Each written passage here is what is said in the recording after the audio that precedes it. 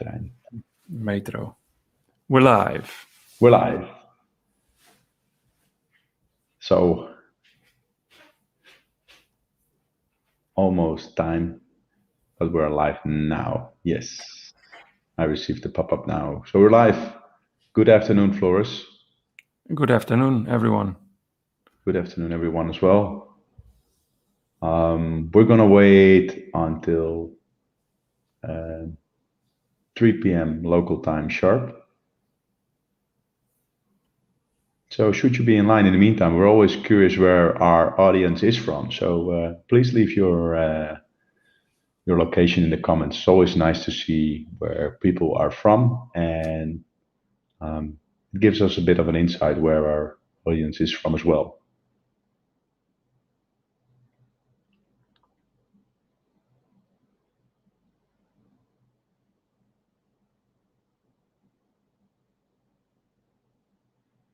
So we're just going to wait for a few more seconds.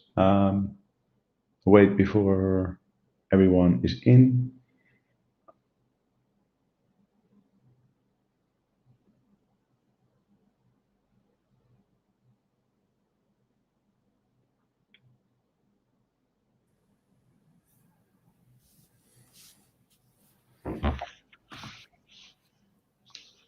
Yep. Yeah, let's start. So welcome everyone. Today's session is about a review of Microsoft fiscal year 2021. Microsoft has a split book year, so they are ending their book year in June. And we thought it might be very learnful to share our thoughts with you about the past fiscal year. There were some major changes in the approach, and we want to share that with you. So we prepared a top 10 for this session. And on the next slides, we're gonna do all our points one by one. But before we're gonna do that, I would like to ask you to follow us online. We have a company page, and we really like it if you will subscribe there. All the major announcements will be done on our LinkedIn page and as well as on our YouTube channel. So it would be nice if you would follow us there as well.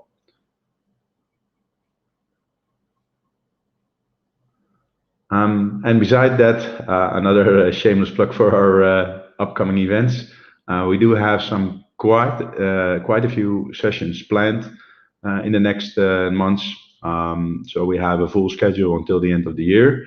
Do not forget to subscribe on our LinkedIn page. It's the first post we have placed on top, so you were able to register for all of those sessions as well. So it would be very interesting to welcome you there as well. We would like to share some facts what we've done in the past year. It was quite an extensive, long fiscal year. We did a lot of projects. We did about 40 projects on several clients all over the world, not only in the Netherlands, but we've done some projects as well in Mexico, Spain, and in Asia Pacific as well. Most of the work we do is with regards to EA renewals. So that's our main bread and butter. We should give our support towards clients for the EA renewals. But we also help in optimizing Azure and 365 and help clients with their annual support towards Microsoft, many times called a true-up. In total, we've realized a lot of savings. It's always very helpful to do a very thorough preparation, a very thorough EA renewal analysis, and we're always able to help you realize your savings in such an event.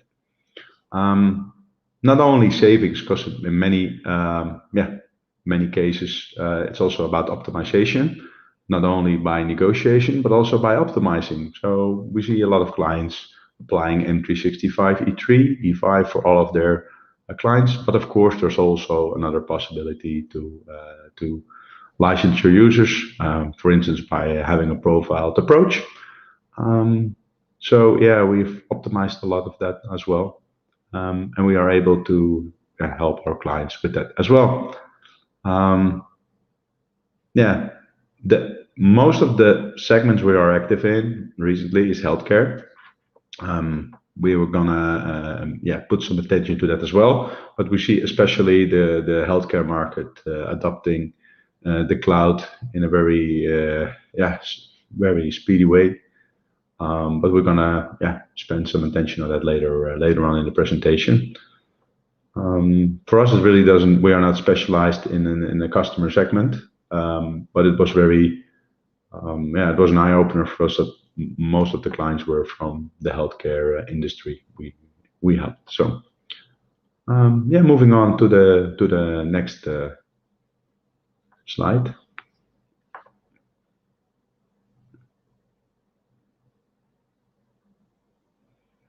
There it is, the top 10. So I'm gonna handle item 1 till 4. Then Floris will take over from item 5 till 9, and I will do the final one, the industry specifics, which we already briefly touched. Item 1, discounting. So we've seen some major changes when it comes to the discount policies, and we're not going to do that in general, but we're going to do that in a in a phased approach. So later more. Item 2, important products for Microsoft in negotiations, how to benefit from that. Gonna pay some attention to that as well. There will be some CSP announcements coming up, the cloud solution provider model. Gonna touch that as well. Timelines and profiles on 4. Why we should do this. Item 5, M365 optimizations. We're gonna put you with some. We're gonna provide you some advice for the near future, where you should be very cautious with M365 optimizations. From a pricing, it's always a trap. Floris is going to pay some attention to that as well, so very interesting.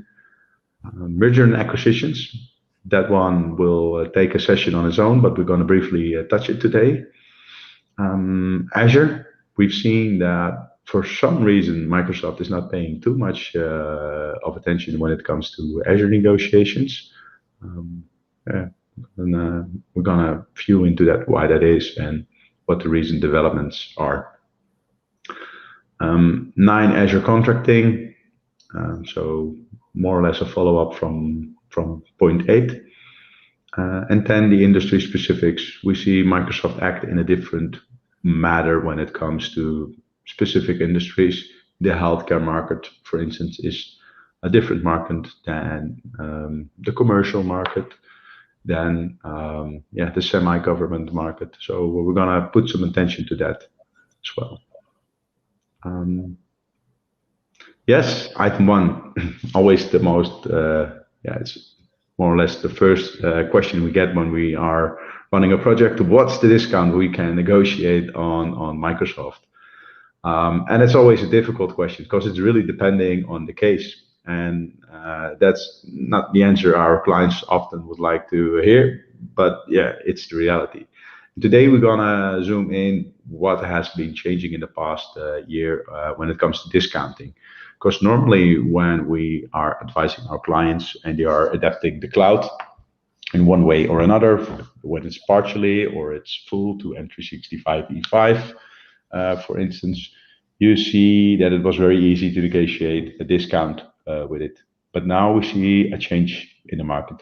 We see a change when it comes to cloud adoption. So for instance, in the country where Floris and I live in the Netherlands, we see a high percentage of cloud adoption. And that makes it very easy for Microsoft to do a negotiation. And I'm going to now explain why. So let's take an average case. We had a client with an M365 E3 for everyone in their organization. And in the past 3 years, they were adopting the cloud very rapidly, almost used all functionality that is available in the suite. And in the end, there was not really a possibility for the client to move away from M365 E3. Not that it what should have, but it was very hard to do the negotiation. And why? Because they were using everything in their agreement. So that makes it a very tough negotiations, and you have to look for other ways to optimize your agreement and look for cost savings. Then again, having said that, for instance, we helped a client in India, based in India, which has a different cloud adoption level. It's not as saturated as, for instance, the Dutch market, and it's very easy to negotiate high discounts. So, for instance, if we have a client that's based in Asia or in specific in India, usually it's very easy to negotiate high discounts. Clients are often not using all of the functionality, but the discount levels are higher. So, for instance, we've seen cases where, discounts of more than 30% were granted on M365 E3 and E5 without doing too much of an effort in your negotiations. So it really matters where your company is located and with who you are negotiating. So that was something we felt we should share with you. Also, if you have specific questions about this, just let us know, or you can ask your questions in the chat, and Floris will let the questions flow to me. But we think it was good to share this with you because it's something that's a hot topic here in the Netherlands, reducing discounts. Moving on to the next slide. Again, for the saturated market, we feel you should pay another focus to the negotiation. You should be very aware that you will not probably get the discount you are aiming for in your negotiation with Microsoft, but therefore it's worthwhile to review your cloud adoption, to look if there's any possibility to profile your user count anymore. See if there are caps in your rollout. We've seen actually quite a lot of cases where clients were over licensed. Sometimes we have seen that users were granted with 2 M365 E3 or E5 subscriptions without any requirement for that. And that on its own, often that optimization, we've seen in all cases that can reduce your costs with 10 to 15%. And preparation is key. So if you have done your homework, we've paid a lot of attention in that. Also in the negotiation clinic we've done recently, your preparation is key. So if you have done your homework, then you will probably go through a smoother negotiation. But again, if you are in the saturated market, it will be hard to negotiate a very high discount. So for the non-saturated markets, you should investigate your on-premise environment. Check if you can do business as usual by procuring cloud licenses. So if you are using still on-prem technology, but for instance, M365 E3 or E5 has a lot of on-premise license coverage in it. If that can be cheaper than using the on-prem license you have now in your enterprise agreement, you should really consider that as well. Again, that does require a very thorough research, so you should do that well considered. But it could be very beneficial if you are located in a market where the cloud is not adopted yet. Towards the future, the non-saturated market will be saturated as well, because it will be just a matter of time before the whole world will adopt the cloud, and it will probably change the way we negotiate with Microsoft. They are more or less becoming a market leader when it comes to the whole modern workplace technology. So you should do it very well considered, and also take a look at hybrid alternatives where you still have the possibility to move away from the whole cloud proposition. Yeah, that's enough for this slide. We've seen cases where Microsoft always has an argument not to provide a discount. And what we've seen more and more the past year is this remark from Microsoft: no, we can't, it's not allowed by the business desk. So let me briefly touch on what the business desk is. The business desk is a non-revenue related sales organization within Microsoft that's behind the sales teams. And the sales teams often need to get their approval from the business desk when you are asking for an extraordinary concession from Microsoft. So when it comes to discount, the sales teams are equipped with a certain percentage of discount, but then if you are requesting things out of the ordinary, the business desk has to be involved. And yeah, what we see now is more and more or less, no, we can't, the business desk will not allow it.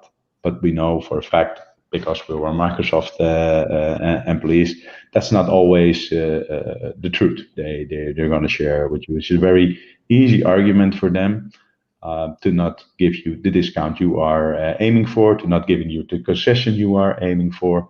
Yeah, and having said that, when they are more or less hiding behind the business desk, we come to the second point. It's very, very, very nice to know what your escalation path is. It's actually the most powerful tool there is. Often the sales teams are not having the same interest as Microsoft Sales Management or the leaders behind the sales management.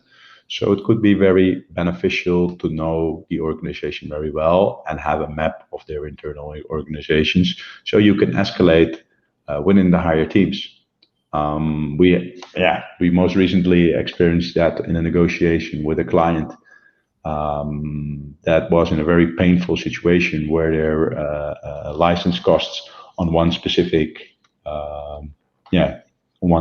item in the enterprise agreement was exploding with 700%, and that need to be covered by Microsoft.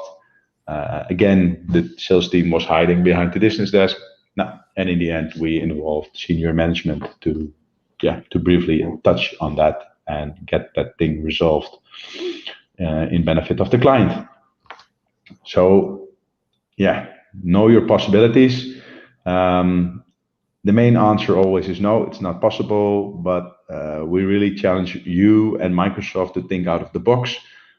It's a commercial sales organization, and sometimes there is more possible than you would anticipate. And of course, we can always mirror your expectations towards Microsoft. We can more or less check with everything if it's possible or not. So should you ever be in such a situation, don't be hesitant to contact Floris or me.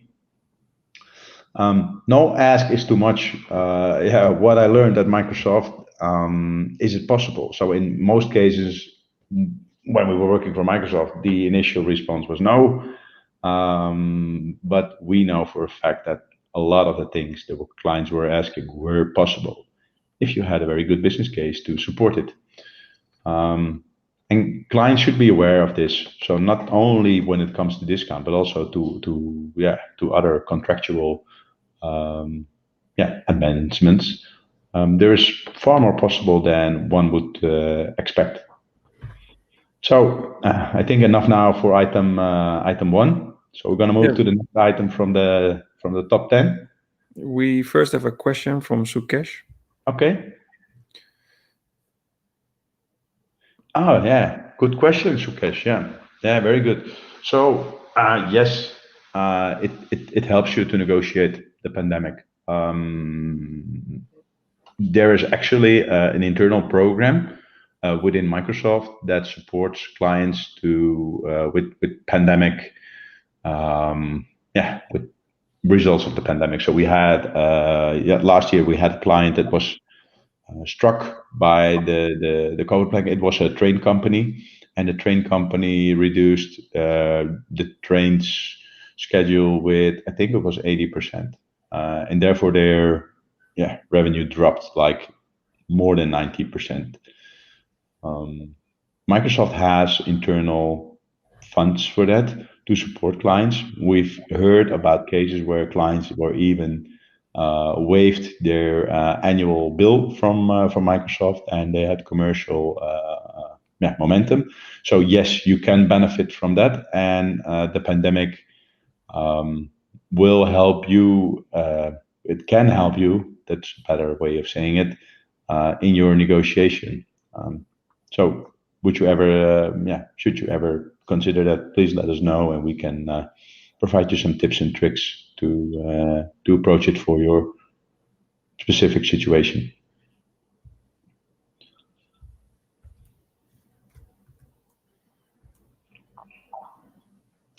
So item 2, yeah, this was one that this one was something that I was a bit annoyed about from Microsoft perspective. So in the past few negotiations, we did, of course, the homework for our clients very good. But in all first proposals, we received M365 E5, GitHub Enterprise, and last but not least, Power Apps, and more Power Apps.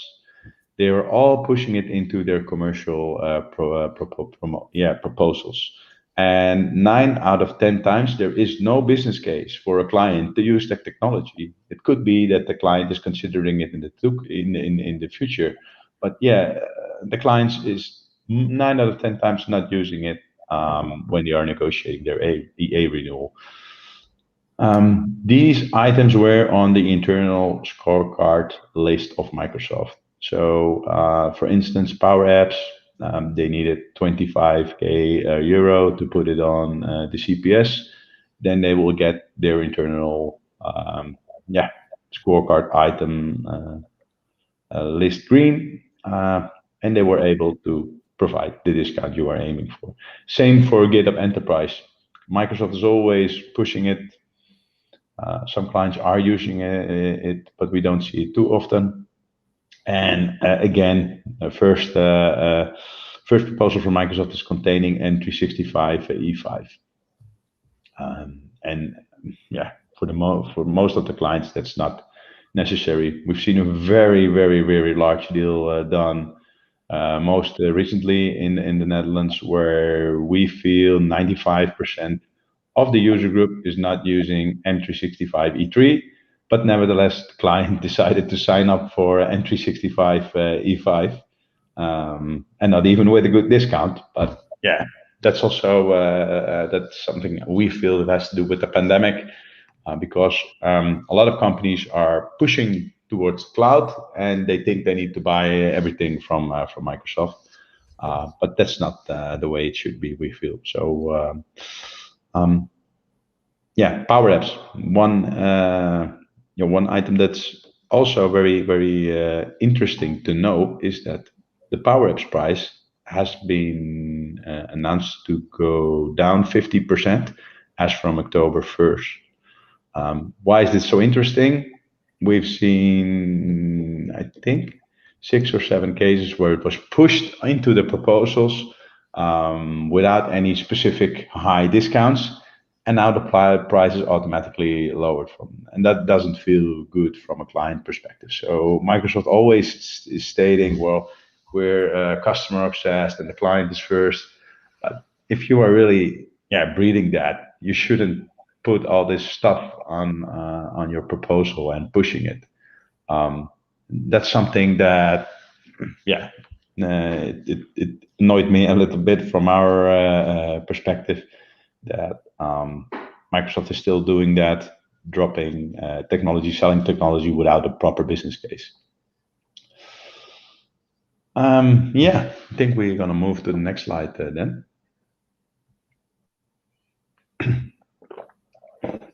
This is interesting. And let me first share why we're not going to tell too much about it today. First of all, we have a specific session planned for August 11th, and we postponed that because not everything we already know has been confirmed by Microsoft. So yeah, we should be very cautious and careful with the information we share. We want to be a reliable and confidential source for you, but we should be cautious what we communicate until now. But we want to briefly touch some of the highlights that will probably change the Microsoft world.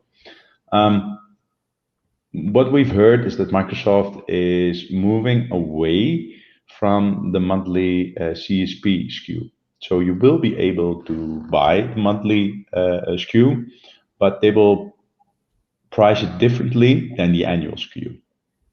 And we think that has to do with the fact that they're probably gonna pay less commercial attention to clients that are below 2,400 seats. The fewer, deeper model that Microsoft is breeding we feel will be adapted in the coming year. So we will probably see less enterprise agreement clients coming in the next year, and that on its own will be a very interesting fact because it will change the market. When you have an enterprise agreement, you now have to work with a Microsoft license partner, an LSP, and there are just a few available in every country. But CSP is offered by most Microsoft partners. So the market for buying licenses will be bigger for clients with less than 2,400 seats. And we feel that will be a very interesting market because we've seen that the margins on CSP for the Microsoft partners are quite substantial. So we expect that there will be some competition in the market. There will be a different approach. And we also see the big LSPs now working on that news because it will probably end up for them in earning more money because the rebate model on the enterprise agreement is being reduced every year. So probably will be good for the Microsoft partners, will be good for Microsoft. Not sure how it's going to end for the clients, but that will be announced later. So yeah, again, we will go into depth on that August 11th. You can sign up through the LinkedIn page. It will be a confidential session, so it's for end users only. But I would highly recommend to register for that session.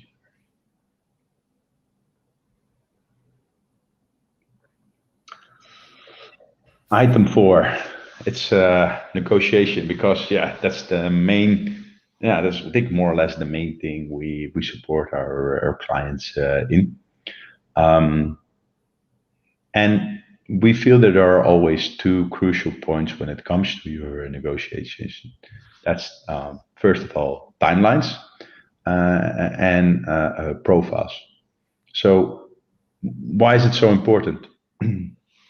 First of all, we've just, based upon our best practices, we've seen that Microsoft 9 out of 10 times can't handle a deadline. So if you agree, please send me a proposal on April 1st.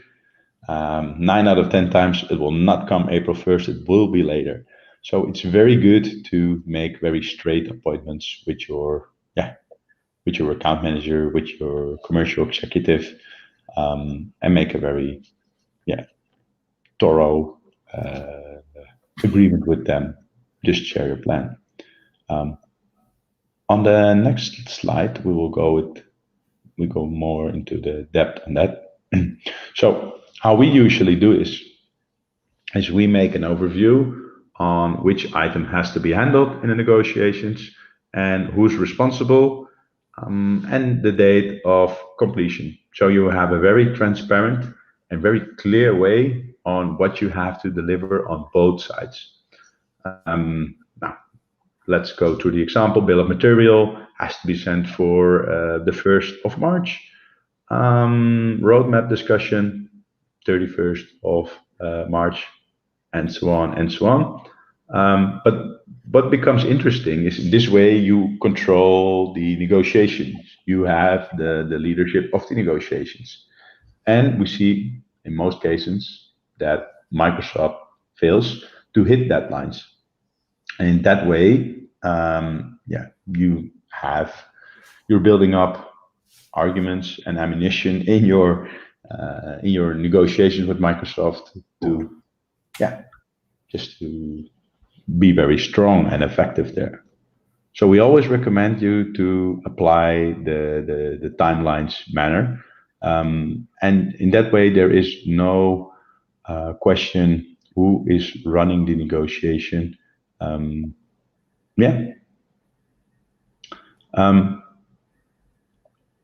What we also recommend is involve Microsoft senior management.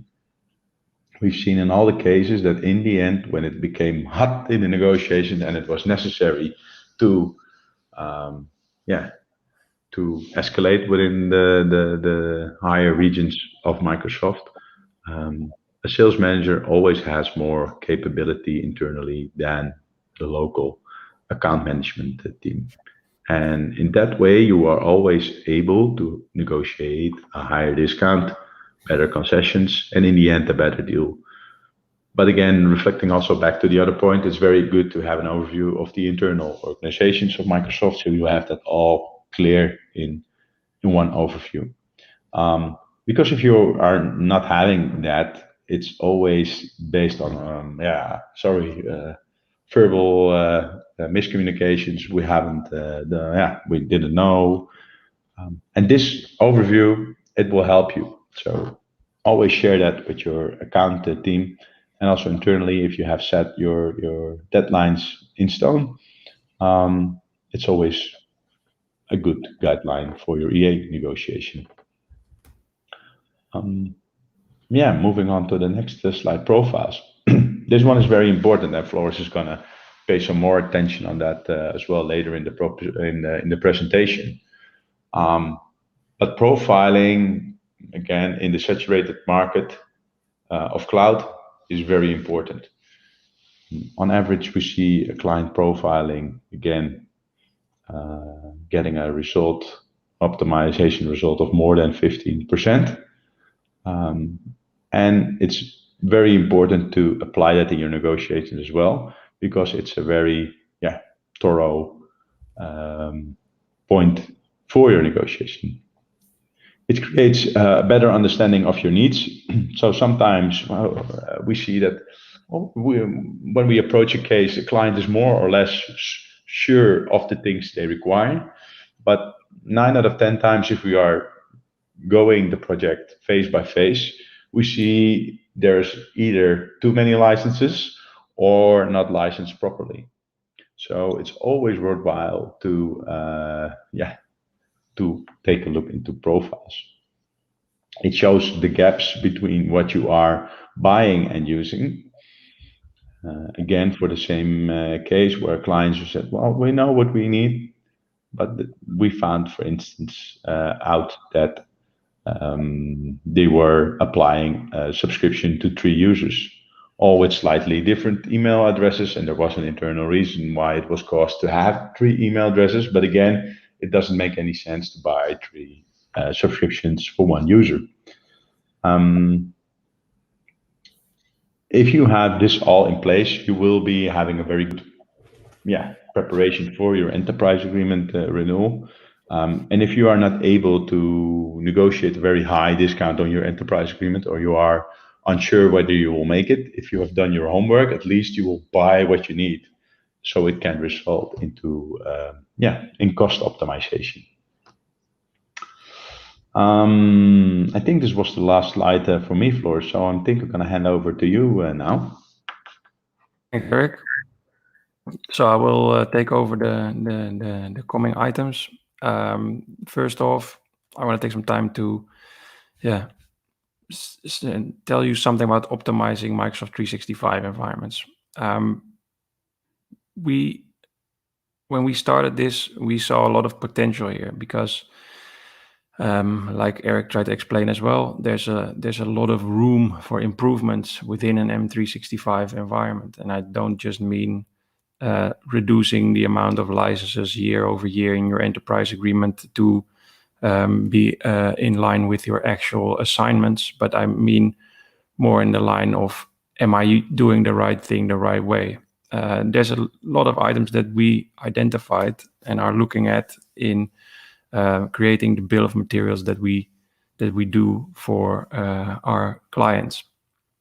And one of the biggest issues that we often see is that there's a one license type idea within an organization. So I'm just buying E5 for everyone because that's the easiest for me to assign to my users. I don't have to make sure that I know which user gets what license. We've done work with a very large IT firm worldwide where we showed them the gaps and the optimizations that they were able to do on their Office 365 environment, and they are managing now to actually assign the correct license type to a specific user by flagging it correctly in their HR department. That saves them a lot of money and also time in the end. So how did we do that? Well, we take some exports from the M365 environment. And we just go through a lot of different steps and items. So we look at the use of services like SharePoint, Exchange, and OneDrive, and we can see we show them if there are any inactive users or users that have not even used some of these services, even though they've assigned an account. And there can be many reasons for why they are not using this. For instance, if you're buying cloud subscriptions to leverage the use of on-premise server environments, for instance, you might not have an active Office 365 license, but you're using it in a different way. However, you can exercise through the results found and see why some users show inactivity or no activity, and why others are showing the correct level of activity. Well, we do that for M365 applications as well, because that is where you get to see if somebody is actually in need of having an Office 365 Pro Plus installation or an M365 application for enterprise license, or if they could use something else like an E1 or even an F3, or it's a service mailbox that just needs an Exchange Online license. You get to distill a lot of information from these reports that you can grab from the Microsoft 365 environment. Other things that we look at are assigned licenses without a need for it. So you tend to just see a lot of people that get, for instance, a Power BI or a project or a Visio license without there being a need for them in their specific level of employment to use any of these licenses. And exercising through this will help you making more sense of your own company as well. So the large worldwide customer we helped found things that they wouldn't have otherwise seen, and they're like, this is interesting, that's funny, maybe we should have a look at it, maybe we should bring in the teams from left, right, and center to help us make sense of this. And that way, with an upcoming renewal, for instance, immediately where you are at, what you can do to optimize, and how you can enter your negotiation. Usually a one-size-fits-all in the Microsoft Cloud world is not what we advise. If you really do want to do it that way because the price is right anyway, and I got the right level of discounts, then we're all for it and we gladly help you. But I always think, and I think that's the license queue philosophy, that diversification on the Microsoft 365 platform is key for a successful contract with Microsoft. Obviously, we'll also look at underutilization of the product list that you have, and in the coming slides, I will go through what this looks like. We will be doing an in-depth session on this, on where to look for, what to look out for, what reports to download, how to tie it together, etc., etc. But we'll take a lot more time than we currently have. So I just stick to a few examples and hope I get to trigger your interest and you will sign up to the session and we can go into any and all questions that you might have. If you have urgent need and questions right now, feel free to obviously ask them. If something pops up after the session, do reach out. We're always available. Our contact details are freely available on our LinkedIn page, and we'll always be happy to answer any questions you might have. So in activity, if you go into the Microsoft 365 environment and you go to the report section, you get the ability to download a report that will look a little bit like this. And on the left-hand side, there's a few more columns with email address, etc. But obviously that's quite sensitive information, so can't show you that here. But this is what the typical active usage file from Microsoft 365 will look like. And it will tell you first and foremost what type of services are assigned. You see that all the way on the right, assigned products. That is where you will see the entire list of products that are assigned to that specific user. So you see customer logbox, Azure Active Directory, but you will always see Office 365 E3 or F3 or you name it. It's sometimes a very long list.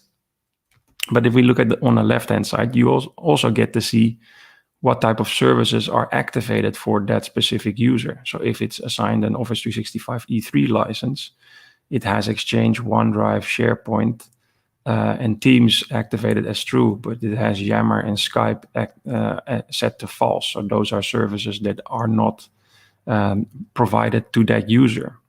However, we also see cases where an E3 will be assigned, but things like Exchange or OneDrive or even SharePoint will be turned off. So if all those services are turned off, why are you even giving that user an Office 365 E3 license? Will there be a better suited license type that you might assign to that user? And what reason will that be? What's even more interesting is that there's activity dates. So on the 4 columns that you see here, these are active usage data. So this is showing, and I put a filter here just for clarity reasons, that this user has not shown activity in the Office 365 Exchange service as of 03/01/2020. So that currently is more than 1.5 years ago, but when we were doing this, it might have been a little bit shorter than that. What we typically then do is look at, any one of these services that they're using, if there is no active usage for over 90 days in any of these services, can we assume that this is a person that is either not employed anymore, not doing a lot of work in Office 365, maybe on long-term leave or on a sabbatical or at home with a pregnancy? And if so, can we assign that license to someone else? And that way, you can just iterate through the data, find all the relevant users that you think might no longer need licenses and get rid of it.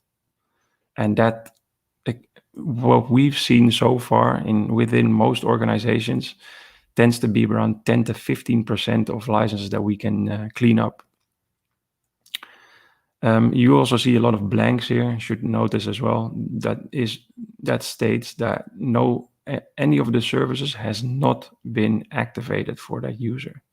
So this is a user that has Exchange, OneDrive, SharePoint, and Teams access, but it's never accessed it. It's a user that was set up on somewhere in 2018 with OneDrive and SharePoint added in 2020.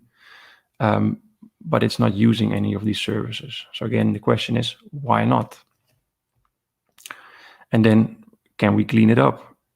Well, often you might not be able to clean it up, but a lot of the times you will find some optimization potential here. We're always willing to help. So again, if you want to make more sense of this, do reach out to me. I'll be happy to guide you along a little bit. We do the same for Office 365 Pro Plus. As I said, and that will give you a lot of insights into, do I actually need E3 licenses for this this user, or can I use an E1 or an even lower license type? Then when you download within the M365 portal the product list, you will usually get an overview like you see on the right-hand side. All the services that were bought. Total licenses will show you the amount of licenses per service that you have bought, and assigned licenses will show you how much you've given out to users to actually use and consume. Well, we always calculate the delta and don't mind the very large numbers, because usually those are free services. But there's quite a lot of interesting data that we find here. So for instance, this company is buying M365 E3, but it's not using Enterprise Mobility and Security E3. Why not? Was it cheaper to buy the suite? Wasn't it cheaper to buy it without EMS E3? And how can we make sure that if you're already paying for it, that you start actually using it? What are you currently using within EMS that with a different provider? For instance, what are you currently using for mobile device management? Something like Mobile Iron or AirWatch. Maybe you want to move it to Intune because you're already paying for these services. That way you can identify where you can cut cost. And if it's not on the Microsoft side, maybe it will be on the other side, because you're already paying for these licenses, and we think that it's such a waste to have this on the shelf.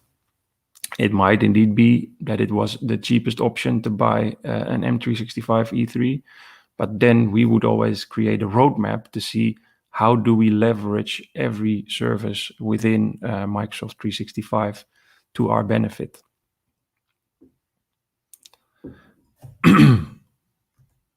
Moving on, item 6, the unknowns.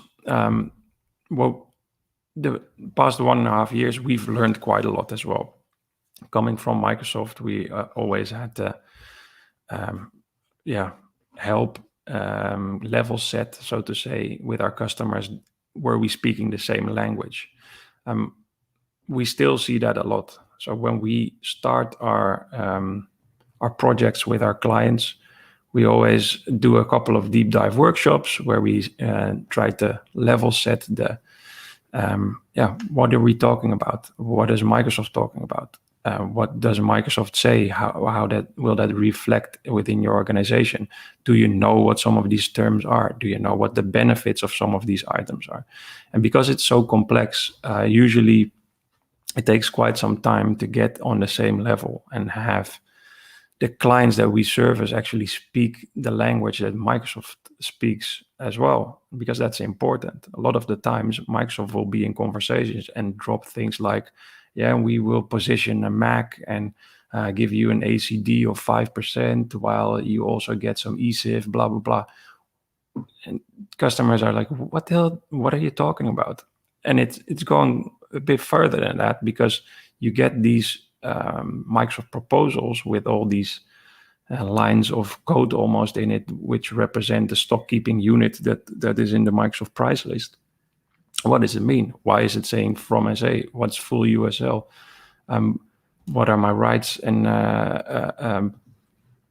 rules around this license versus that license type? So knowing more about this in advance when you go into a negotiation with Microsoft, either us helping you on the forefront or working in the background to give you the right details, is very important. And I wanted to go through just a couple of what we've seen with most of the cases that we've done. There's a couple of items that I always tend to watch out for as well, because there are a lot of questions about this. So I'll just run through these a little quicker than I normally do, but for the sake of time, and hopefully you will, this will stick with you for your dealings with Microsoft. If any questions, do let me know as well. So first, from SA pricing. The reason that I want to touch on this is because you see this quite a lot, and many times people are asking, but why is this price cheaper than that price? Where does that come from? Especially with the Microsoft contracts evolving every 3 years.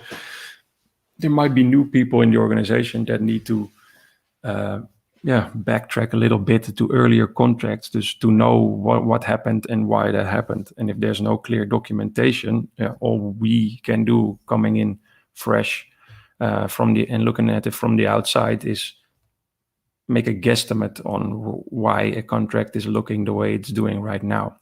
So From SA pricing basically says if you've invested in software assurance in the past, so you had an enterprise agreement with a Pro or an enterprise desktop, meaning Windows, Office Professional Plus, and a core on the eCal suite, you have the option to step into From SA pricing for a Microsoft 365, and it will usually be 15% cheaper. This same exists for instance, the single components within Microsoft 365, Enterprise Mobility, Office 365, and Windows E3 or E5.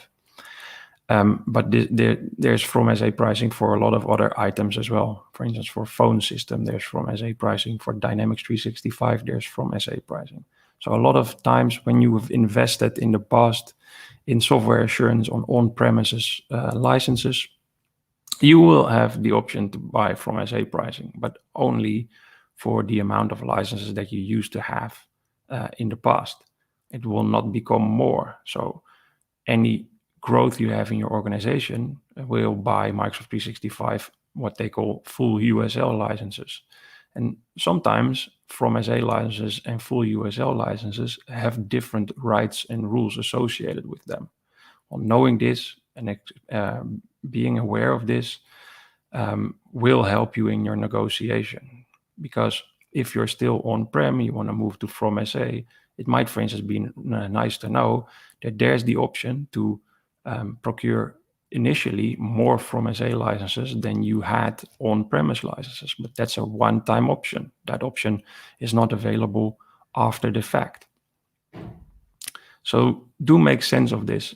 Learn more about it. The product terms is always a great source of information for anything around rules and rights that you have with these types of licenses. Another one that is often not well understood is what Microsoft calls CAL equivalent licensing or Cloud Access License equivalent licensing. So this basically means what Eric was talking about earlier as well. Can you do business as usual while buying cloud subscription licenses? Sometimes you can. And this overview on the left is taken from the product terms, from the appendix.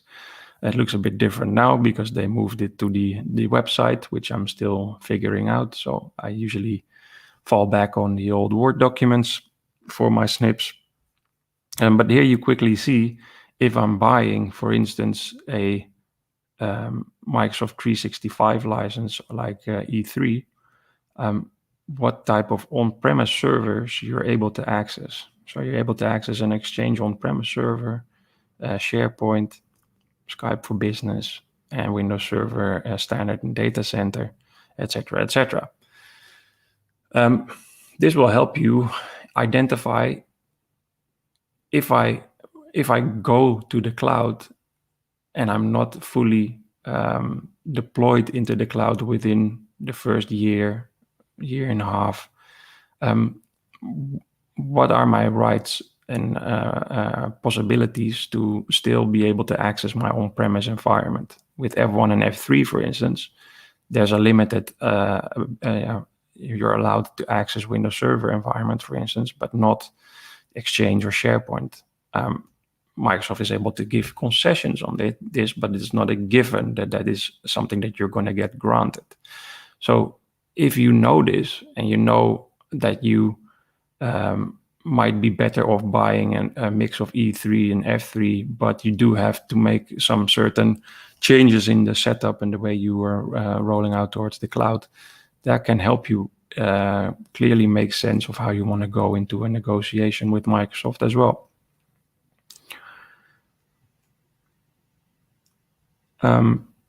Moving on to Office 365, because on this CAL equivalent and from SA license, there's a sort of overlap between in Office. So if you're buying, for instance, Microsoft 365 from SA licenses, you also have what I would like to call a dual use right for Office, meaning you can install the Microsoft 365 applications for enterprise that is included in the E3 license, but you are also allowed to make a local copy installation of Office Professional Plus, but only if you have from SA on your E3 or E5 license.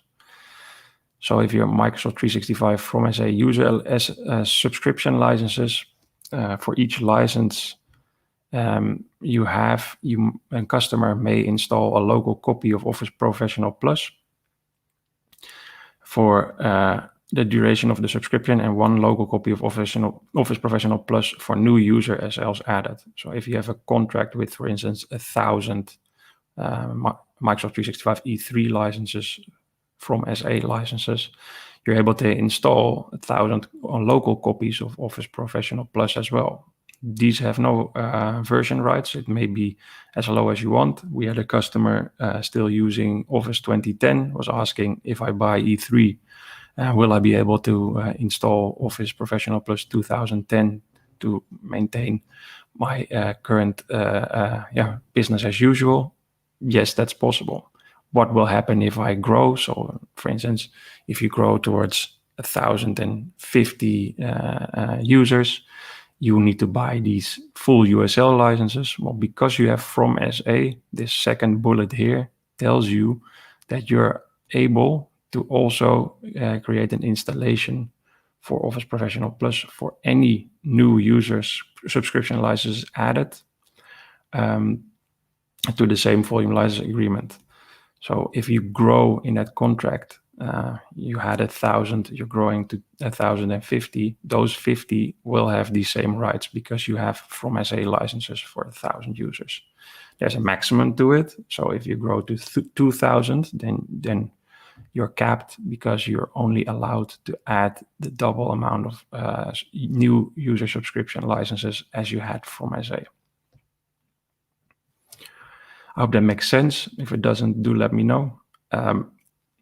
If you don't have any from SA, then this might not be for you, and you would be better off keeping your on-premise installations and using the Office Pro Plus license that you might have bought in the past. Now, Microsoft 365 first line, why do we highlight this? We see that a lot of people don't or are not aware of the options that you have here. Many tend to believe that this is only for tablet type scenarios. It's not necessarily for that. It's also for shared workspaces. So if you share your primary work device with other qualifying Microsoft 365 or Office 365 first line worker license users during or cross shifts, this might be a solid licensing solution for you as well. You do have to take care of a lot of the limitations that are there. And it might have some limitations within the services, like Exchange Online Kiosk is only a 2 gigabyte mailbox. But in that case, if you're buying Microsoft 365 F3, for instance, but you need bigger mailboxes, there's a step up to an Exchange Online Plan 1 or Plan 2 license that you can add on to it to grant you a bigger mailbox, give you some additional functionality on Exchange, which would still make it a cheaper solution than moving towards a Microsoft 365 E3.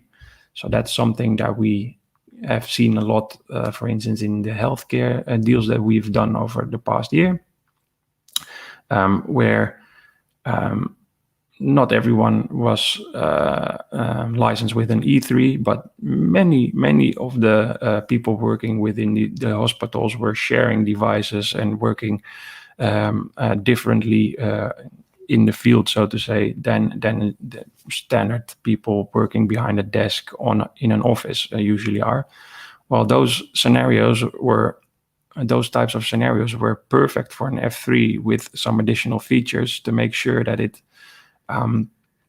that it fit their requirements to the best of their ability while reducing as much cost as possible. Because buying an E3 for everyone within the hospital was usually not a budget-proof scenario for that hospital.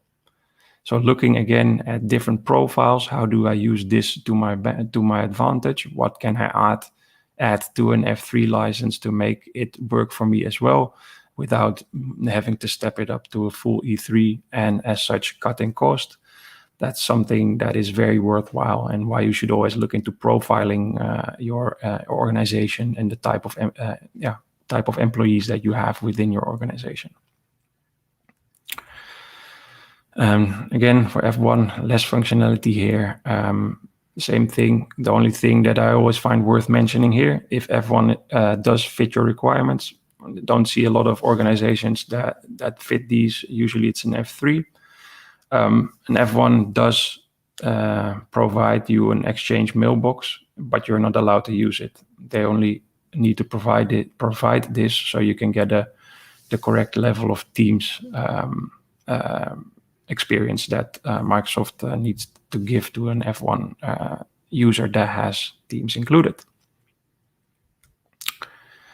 Finally, and this is something that I have a very own idea on what to do with Project and Visio, but what we typically always see is that this is always a given to just continue it as is, or if it's still Project and Visio SA under software assurance and you're moving to your new contract, that Microsoft always translates this to the cloud versions. I always say, if you're not going to use the cloud version, then don't renew SA on Project and Visio. There's limited scenarios where software assurance on Project and Visio makes sense. If you are one of those cases, happily continue your software assurance. But I would only buy cloud subscriptions for Project and Visio if you're actually thinking about moving this to the cloud workspace. So if you are on Project and Visio on-prem, you're happy on-prem, it works compatibility-wise according to the rules that Microsoft has. Check the link in the bottom for that. Then keep it as is. If you're moving to the cloud, buy the cloud licenses that you need. The cloud licenses do allow you to install an on-prem version of Project or Visio 2016. But why should you buy a cloud version to license something that you already have the license for? You already bought the Project and the Visio license. If 2016 on-prem suits your need, then don't move, and you are not willing to move to the cloud licenses, then don't buy those cloud licenses. You already have the license. You already paid for it. It's already yours. Just make sure to identify if you need software assurance on your licenses, and then either continue it or move to the cloud license. Alternatively, what I always think is a very valid scenario for this, lock the pricing for the Project and Visio Online add-ons. If you do need software assurance on your Project and Visio licenses, also lock the pricing for those add-ons. So if in the rare case that you do want to move to the cloud editions of Project and Visio, then you already have those add-on prices locked, and you can unlock those services at a much smaller fraction of the price, then continue to pay those cloud services over and over. So again, to understand your options, what is our advice? If you have Project and Visio under SA and are not planning moving them to the cloud, remove SA. You should not continue this. It might not be a big portion of your EA, but in my book, any saving opportunity is one that you should take. Why would you renew Project and Visio every 3 years over and over again if there's more cost-efficient solutions to license this, aka not renewing software assurance? If you have it under SA and are planning to move to the cloud editions, then buy an add-on when the time is right. It gives you the best of both worlds. you have no project in Visio but want to move either on-prem or cloud, for Project Visio on-prem, we suggest to buy second-hand licenses, and they just do what you need to do, and it's way cheaper than procuring new licenses from Microsoft.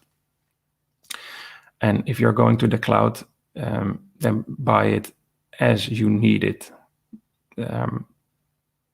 meaning that you shouldn't go big bang all up front and just pay year over year, especially not in your EA. Maybe you even want to switch it to like a CSP contract so that you have a monthly flexibility built into this. Now again, so a recap bit of what I was saying in the earlier slides. Why is this important? It remains so complex. I think Microsoft Cloud licensing in particular is, rather than reducing complexity, it's adding complexity. This has mainly to do with all the different contract types, the vast and expansive thing that is called Microsoft Cloud, Azure and all its services. Power Apps is continuing to grow. Security features and compliance features are continuing to be added, and making sense of this is just a hellish nightmare sometimes, especially if this is not your only thing that you need to do within your organization. If you're doing Microsoft, but you also have like AWS and Oracle and other vendors in your luggage, then this is something that you have to do on the side. I feel for you, and we are here, and we really want to help. So if this is you and you think, okay, I struggle so much, always feel free to ask us questions. You can find us on LinkedIn. You can find our email addresses easily. Just reach out. I'm always willing to help. Again, also, Microsoft will state sometimes a lot of things as facts. Things are possible or they aren't possible.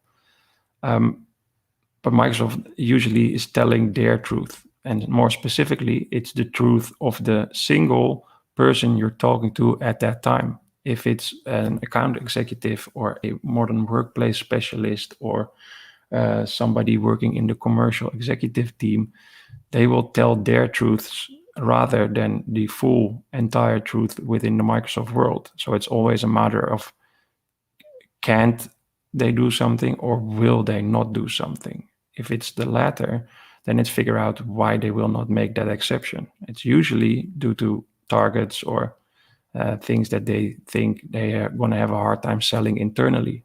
And that's when you know that you can pick at it and help persuade them to do that. Knowing and making sense of these lesser understood licensing items will help you call Microsoft on their, excuse my French, bullshit. Now, I want to take some time as well to talk about mergers and acquisitions, which is item 7. I don't know how we're doing on time, but I think I might have to speed up a bit. So I will just tell you a little bit of the background on why we think this is important and some of the items that we think you should touch on. So we did a case where a customer had been bought. It's a Dutch firm. They've been bought by an international company, and they were identifying if they needed to merge or not, and how, and if that was in time for their coming enterprise agreement renewal, if they needed to be included in the mothership, so to say, and what items they would need to identify. Well, that's a hell of a job in the total scope of the assignment, but also within just the Microsoft domain, there's so much to figure out. We've dealt with this while being at the Microsoft side for a lot of the times as well. Obviously, mergers and acquisitions happen on a daily basis worldwide, many a times. And how do you make sense of this? So we're going to do a deep dive on this on October 2021, where I want to touch on these 4 pillars at the minimum: legal, commercial, technical, and operational, things that you need to watch out for. In this case, also particularly because of the industry that they were in, this was a heavily regulated environment. So there's all these things flying at you, and you have to make sense of it from not only the Microsoft perspective, but also from all kinds of other vendors, etc. And everybody does it their own way. At Microsoft, I'm here to tell you, quite shockingly, it's never the same, and it's always figuring it out for them as well as they go along. That's why I think it's very important to give more background to this, tell you what your options are, how you can fill that in, because Microsoft will probably position a certain scenario on how to integrate it, but it will most likely always be one where it will be financially attractive for them. So that's why we're thinking about going to do this session. We're still ideating on what it should look like in depth, but we do want to answer most of these questions and points raised on this slide. So from a legal perspective, how do you go about reviewing the contracts? How do you make sure that all concessions that were granted in the separate contracts are given in a new potential future contract? Check for regulatory issues, if there's contractual differences that need to be solved from a commercial perspective. What products do both companies buy? How to make sure that in a new contract you can get a simple overview of who gets what. Check pricing differences. Does combined procurement make sense? From a commercial perspective, are there any contractual differences? So are there any customized terms that give one a leg up over the other? And if so, how does the other get the better deal as well?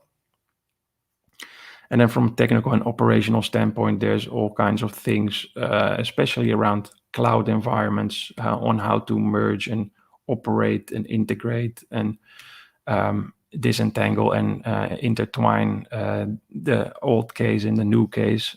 So especially if you're a part of a company that's being sold into another organization, how do you disentangle that from a technical standpoint, from a cloud perspective, for instance, and set it up in a new environment? So I'm going to go through that a bit more. I already wanted to give you a little tip of the iceberg here. I hope to pique your interest, because I think that if you're dealing with mergers and acquisitions, there's a lot of unknowns, things that will show up that might need a lot of attention, and it's better to know upfront than learn as you go along, because that's usually what Microsoft does as well. Azure sales. And I found this quite intriguing over the past year. While we were at Microsoft, and this will show you how quickly the world changes, Azure was a very key focus for a lot of the sales representatives. But what we've seen in most of the enterprise agreement renewals that we've done, that even after we explicitly mentioned that there was an interest to potentially do a commitment on Microsoft Azure, it was left out of the discussion. So we tried to figure out why this was the case and why there was this lack of interest. And the reasons that we came up with were the following. So the most sales representatives within Microsoft are only compensated currently on Azure consumption, meaning that selling large Azure prepaid commitments or other type of commitments like a Microsoft Azure consumption commitment does nothing for the sales representatives target, only growing and increasing the consumption. So that way, you know that Microsoft granting high discounts on Azure will most likely mean that a sales rep might not fill his target or her target on the Azure consumption part. So that's why they might not put focus on it, because if they have to make or negotiate a discount on Azure with you, that means that their Azure consumption is going down, and it is going to become more difficult to fill the target that they have. Then there's a lot of sales reps that are not compensated on Azure entirely, so they don't have any Azure targets. And they might already have filled that target, or filled the bucket, as they used to call it while we were at Microsoft. Lastly, and that's quite important as well, as they're focusing so heavily on Azure consumption, they're always very interested in discussing Azure at the start of their fiscal currently, meaning that July, August, or that's usually difficult months due to holidays, etc. But as of September onwards, they want to check in with you on how you're doing on your Azure consumption, because missing consumption throughout the year will definitely mean something for their targets. So if you are considering renewing your Azure contract with Microsoft, when would be the best time to start optimizing your environment? As of July every year. Why? If they see a decrease in the Azure spend of you as their customer, that means that they're gonna be asking you all kinds of questions on why consumption went down, what did you do to blah blah blah, etc., etc. And you will see a lot of interest on that. However, how can you use this to your benefit in your negotiation? That might not be for many of you in the July, August, September timeframe, but rather in the April, May, June timeframe. Well, what we tend to do is the following. We usually create a very strong consumption plan, not a consumption plan. What Microsoft usually brings out, like this is how we think. If we extrapolate your current consumption growth over the past month, we think that in 3 years' time you will be using this. Now, create a consumption plan where you show these are the types of projects that we're going to bring to the cloud. These are the types of projects that we think have a high potential of moving, medium, low, and in that sense show the value per project and a total sum that might, according to you, be ready to move to the cloud. Show these projects, so transparency here is pretty much fine. Maybe think a little bit about, is this something that we need to tell Microsoft? Is it going to hurt our negotiation position or not? But usually showing the project that you might be willing to bring to Azure is not something where you can hurt yourself in a negotiation. Identify potential savings, and this is quite a crucial part as well. Always be iterating your current month-over-month consumption for optimizations. Are you using reserved instances, for instance? Are you leveraging Azure Hybrid Benefit? Are you month-over-month or every quarter moving to the newer compute that Microsoft might have brought out? So is there a DV5 already that might have a cheaper price than the V4? If so, that's an optimization potential, and mention this potential as well to Microsoft. Then show them that all of value, show what is the potential for your savings is, so how much the decline can be in your month-over-month spend, but also show the potential that you might be able to bring towards Azure, and let that create the compelling event for Microsoft to act. And most important, we always bring this in late to the party. So if they are not willing to discuss it, we are not going to discuss it until it suits our need. So in the final stages of your negotiation, if there's still something that you feel that you need to get, so the discounts are on your Microsoft 365 or Dynamics 365 licenses are still not good enough, that's the time to bring this in and bring this to the table and tell them, I did all this work on Microsoft Azure and I see a lot of potential. You've not asked me about it, but I'd be willing to discuss this if you help me get the final stretch on this enterprise agreement. And believe me, This works. We've done it a couple of times over the past year, and bringing this at the table to the table at a later stage will help you in your all-up negotiation. Might take a lot of homework, but it's worth it. So, speaking of Azure, some of the case we've done focused solely on Azure, and what we see is that there's a lot of unclarity on buying Azure and how this translates to using Azure. And one specific case that we've done, they really put me to the test and asked me, okay, so can I do it like this, or can I set my contract up like that and the technical environment like that? If not, what do I need to change contractually or technically? So very glad that they did, because it allowed me to mold that over, and I came up with a couple of scenarios that I want to go through that might make sense for you as well. This might not have the longest time that this information will live online, because with the Microsoft customer agreement coming to direct markets more and more, this might go out of date, because it still talks about buying Azure through the enterprise agreement. If you ask me, it still is the best motion to procure Azure in. And don't worry if you're in an indirect market, because if you're an indirect Microsoft market, this is still available to you. If you're in a direct market, it might be more difficult, but there's always different ways that lead to Rome. If you're in a direct market, they're pushing you to the MCA. Always tell them, no, I want to procure all my Microsoft software and services in one contract.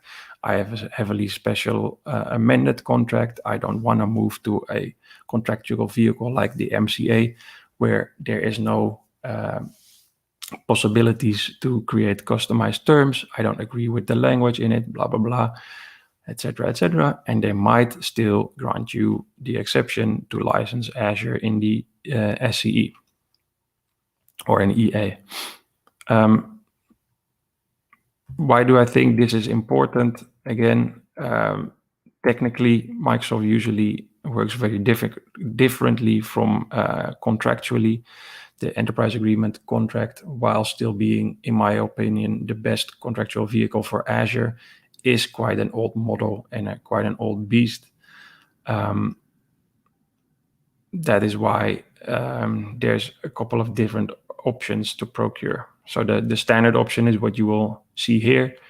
Basically, if you have all kinds of different affiliates that want to use Azure in an own technical environment, everybody can sign up to their own enrollment, which is the top layer, is the contractual level, and then sign up to their own Azure environment or tenant environment or technical environment.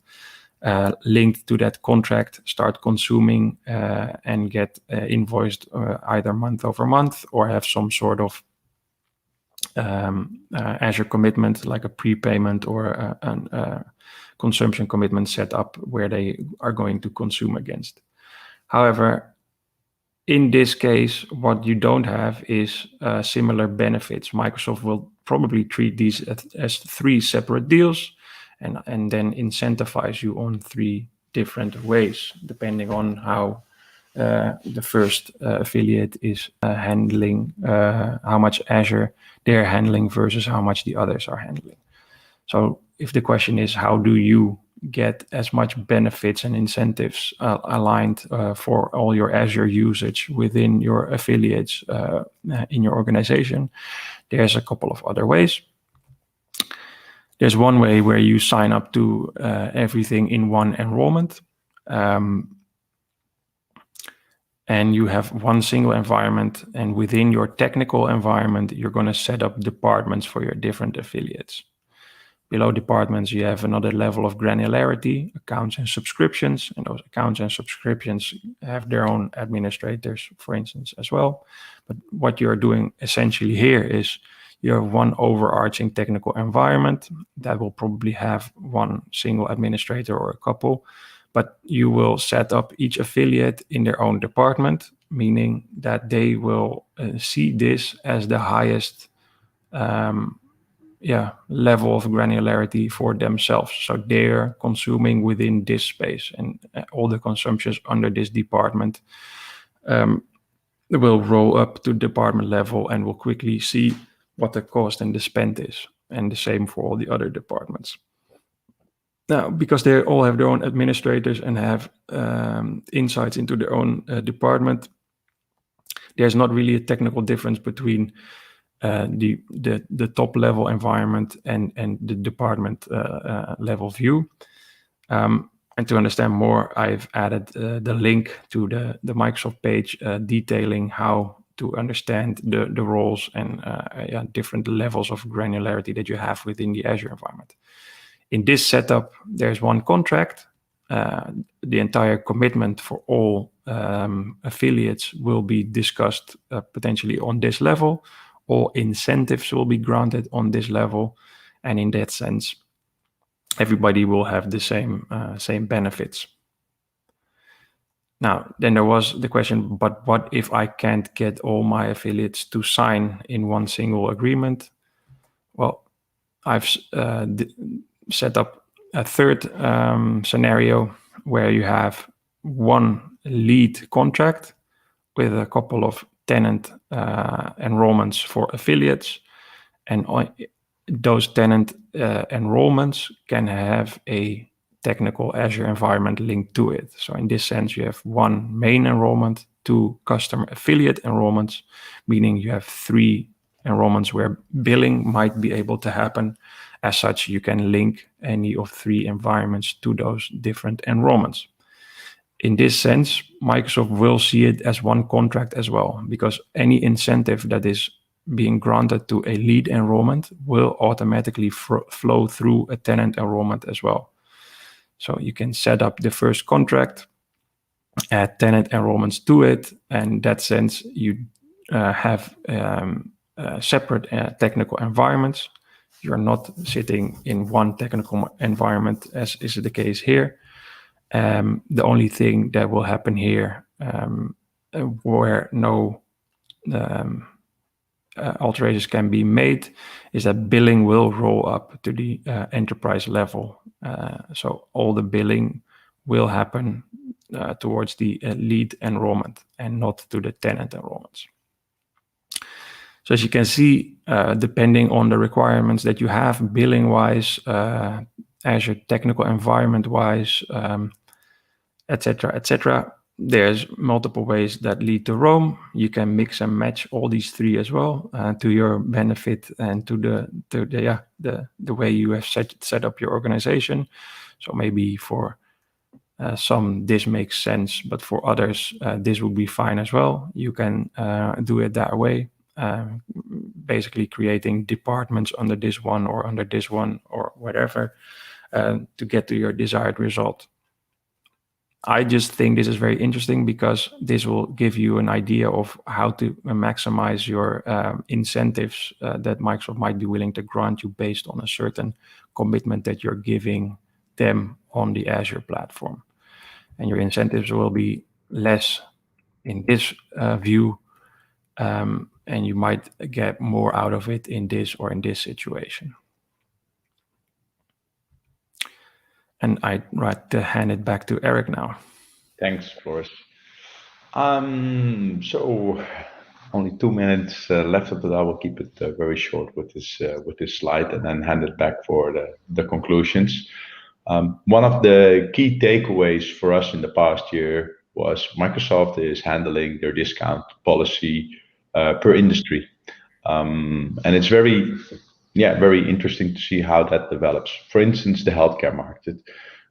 Due to the COVID organizations, we've seen that a lot of hospitals that were licensed through second-hand licensing and still on-prem licensed, they're moving away to the cloud now, and they want to do that rapidly. We see hospitals that are not doing the patient's appointments anymore. face-to-face, but are doing it online, and they want to use, for instance, Microsoft Teams to do that. So we see a lot of traction there in that market, and Microsoft is is aware of this.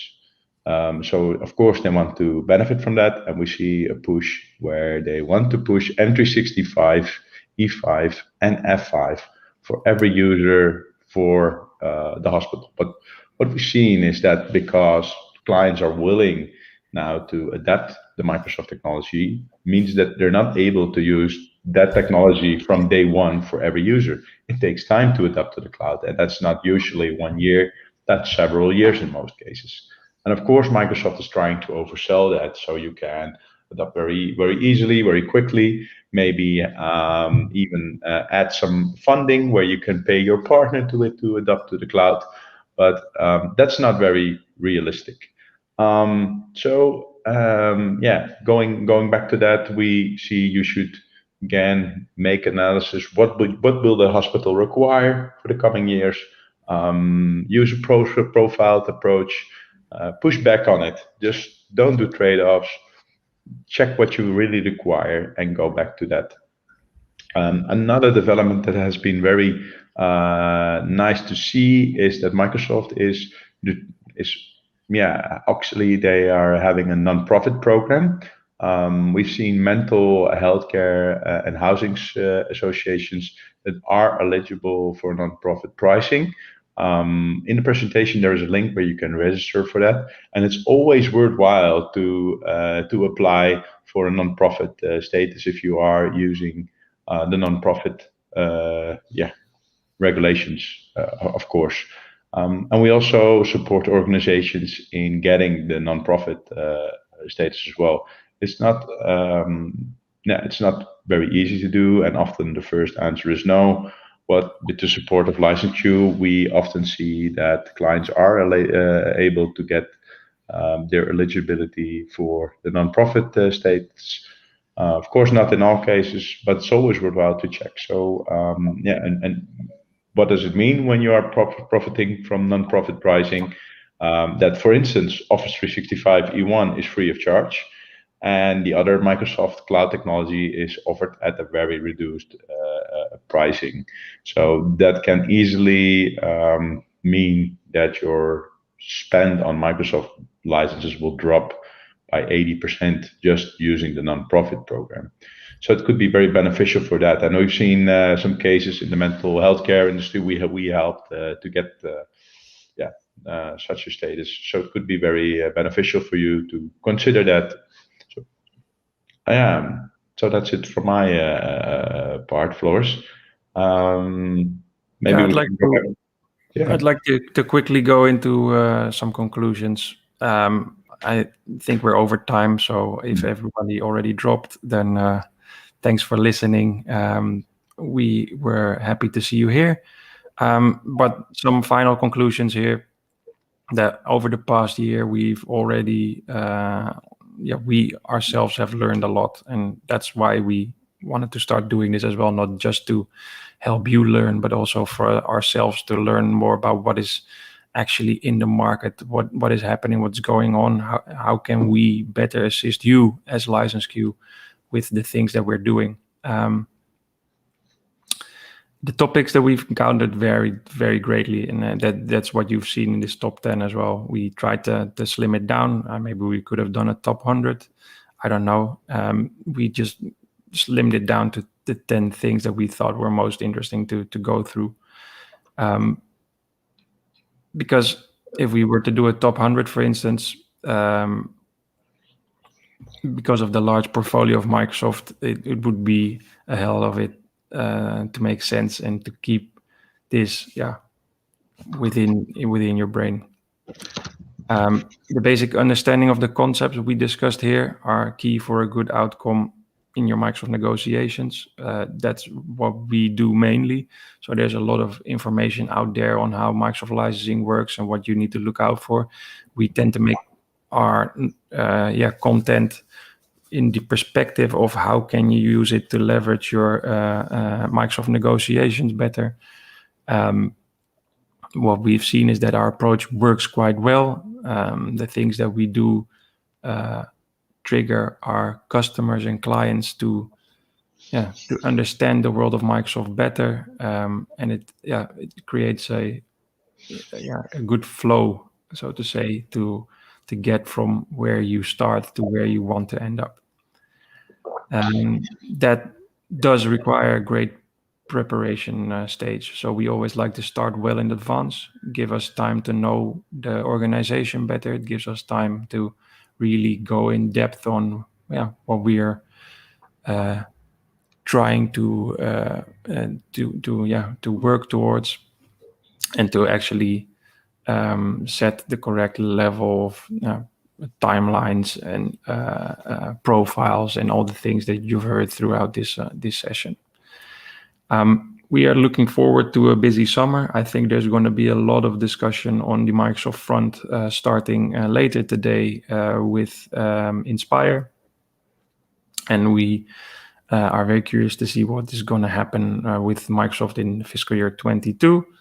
We will be sure to take note of everything that we see, get it out to you as fast as possible, and definitely do one of these sessions year over year to also look back a bit. Finally, do reach out to us. I've said it a couple of times. Eric has said it a couple of times.